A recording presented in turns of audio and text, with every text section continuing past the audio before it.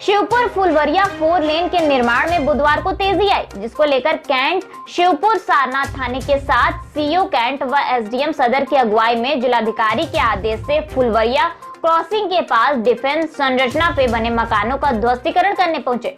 बता दें कि राजस्व विभाग की कार्रवाई के आधार पर पिछले 2 सालों से न्यायालय में सुनवाई चल रही थी, जिसको लेकर इलाहाबाद हाईकोर्ट ने मकानों को खाली कराने व ध्वस्त करने का फैसला सुनाया व स्थानीय लोगों को उचित मुआवजा देने की बात की तथा वहां रह रहे लोगों को तत्काल आश्रय योजना के तहत मकान दिलाने की बात की। बजरिया में बने आश्रय घर में लोगों को मकान भी उपलब्ध कराया जा रहा है, लेकिन स्थानीय लोग इससे नाखुश हैं। स्थानीय लोगों का कहना है कि वर्षों से हम लोग यहीं रह रहे हैं, बड़ी मेहनत और परिश्रम के बाद यहाँ मकान खड़ा किया गया है, जिसके बदले में 2 कमरे का रूम मिल रहा है। सुनिए क्या कुछ कहा हमारे संवाददाता से स्थानीय लोगों ने। प्रधानमंत्री नरेंद्र मोदी के संसदीय क्षेत्र वाराणसी में विकास कार्यों ने रफ्तार पकड़ ली है। आप देख सकते हैं कि किस तरह से जो 4 लेन की कार्य पिछले कई सालों से चलती आ रही थी। बताया जा रहा है कि लगभग 2 सालों से कोर्ट में इसकी जो है तहरीर की गई थी, इसकी बात चल रही थी। तो वहीं पर इस जगह को अब पूरी तरीके से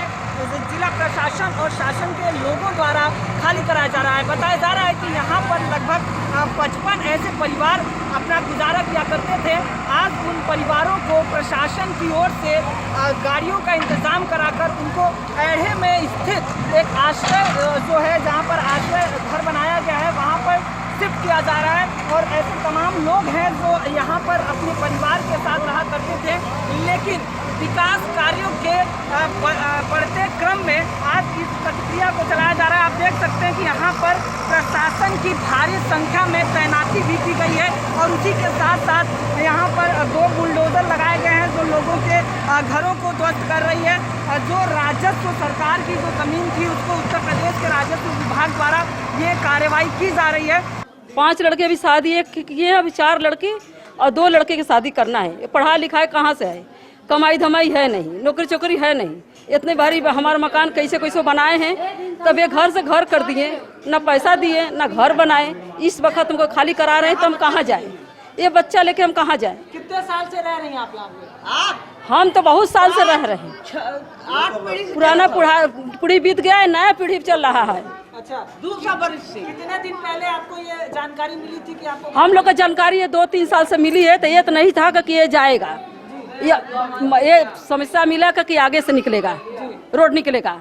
ये तो नहीं था कि बीचे से रोड निकालेगा। बाकी ये समय हम लोग के सरकार इतना हम लोग की समस्या दे दी, इतना भारी कि हमारा परिवार हम लेके ना घर ना ठहर मिला। हम लोग कहाँ जाएंगे?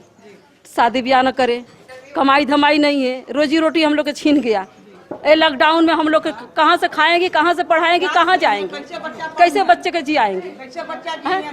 हम लोग के आदमी पर क्या गुजरेगा?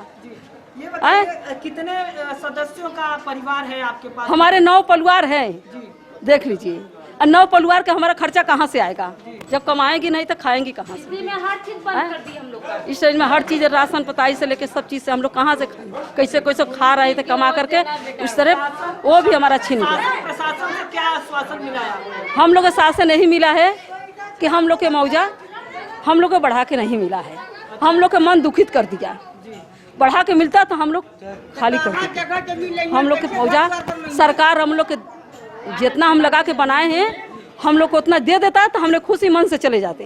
बाकी ये वक्त हम लोग का रोड़ा जो पैसा मिला है उसी से थोड़ा बहुत मड़ई झोपड़ी लगा करके अपना बच्चा को लेकर जिएंगे खाएंगे। हाँ बाबू, और उसके बाद शादी ब्याह जो होगा तो सब भाई कैसे पार होने बा। बाबू कैसे जी? सरकार की तरफ से जो घर दिया गया है, हाँ, तो उसमें आपको संतुष्टि नहीं है? नहीं बाबू, 9 परिवार से हो लोग, तो आवास वाले घर में सर सामान रखेगी कि 9 ठे परिवार लेके कैसे रहेंगे?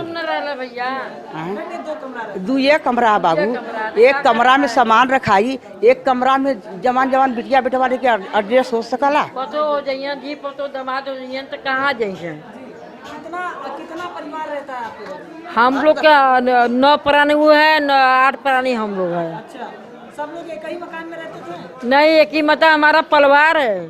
हम लोग 5 भाई है, हमारा साथ 5 भाई रहा। सब लोग यहीं रहते थे? रहते हैं? हम लोग का मकान यह है, सब लोग का हम लोग का मकान क्या है, हम लोग परदार है।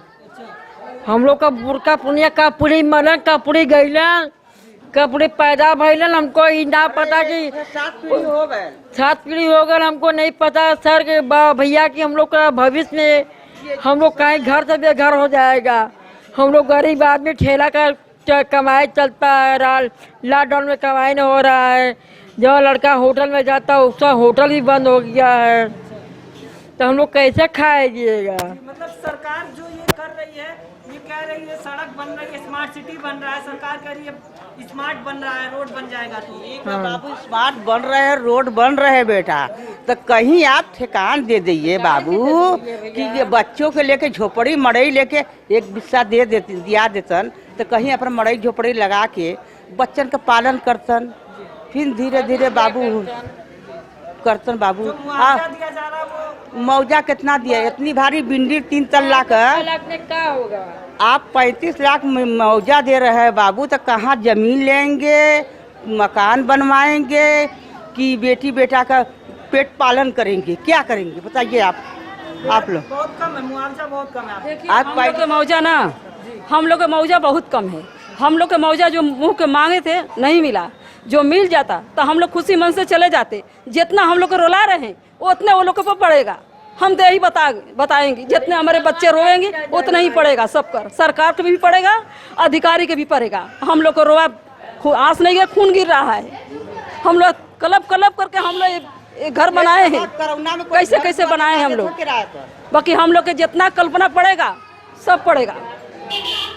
हम लोग का मुआवजा अच्छा से दे दे, हम लोग के कहीं बसा दे, नहीं तो कहीं जमीन दिला दे, हम लोग खुशी मन से अपने आप से चले जाएंगे, बस साथ निकल जाएंगी। आप ठीक है, आप ले लीजिए, आप रोड निकालिए, रिंग रोड बनाइए, ओवर ब्रिज बनाइए, हमको नहीं मतलब हम लोग के थोड़ा ठेकान दे दी, बस हम लोग यह चाह रहे हैं।